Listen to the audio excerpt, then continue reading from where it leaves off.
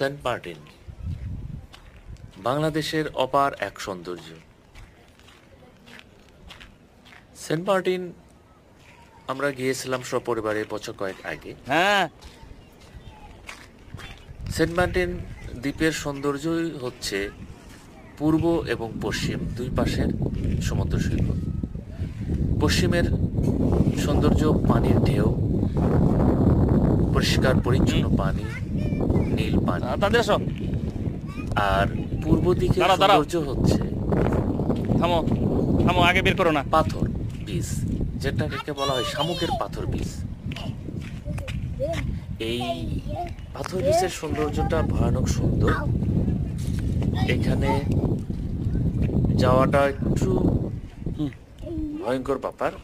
পা পিছলে গিয়ে বিপদের সম্মুখীন হওয়ার সম্ভাবনা থাকে। পা ধুয়ে এসো। তবে আমার বাচ্চাদেরকে নিয়ে আমরা ঘুরতে বেরিয়েছিলাম। মাহিত আছেন, তারা এই চলো, হয়েছে, আসো। যথেষ্ট আনন্দ সহকারে ঘুরছে।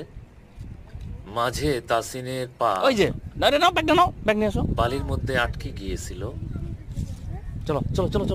এবং আসো, তাদের ওদিকে ঘুরে আসো। আস্তে আস্তে আসো, ওদিক দিয়ে ঘুরে আসো। সূর্যের যে সৌন্দর্য, সূর্য ডুবার যে সৌন্দর্য, এই পূর্ব প্রান্ত থেকেও উপলব্ধি করা যায় এবং পশ্চিমে গেলে তো পুরোটাই দেখা যায় সূর্য ডুবার অবস্থা। মাহি এবং তাসিন ওদিকে যাও। তারা বীজ থেকে শামুক কুড়িয়ে আমার কাছে চলে যাও। বাসার হোটেলের দিকে তারা রওনা হয়েছে। আমরা এই বীজ থেকে আমরা পশ্চিম পাশের ওদিকে যাচ্ছ কেন? যে বীচ সমুদ্র সৈকত, সেদিকে আমরা যাব। যারাই সেন্ট মার্টিনে গিয়েছেন তারা হয়তোবা জানেন প্রকৃতির কি সৌন্দর্য এখানে রয়েছে।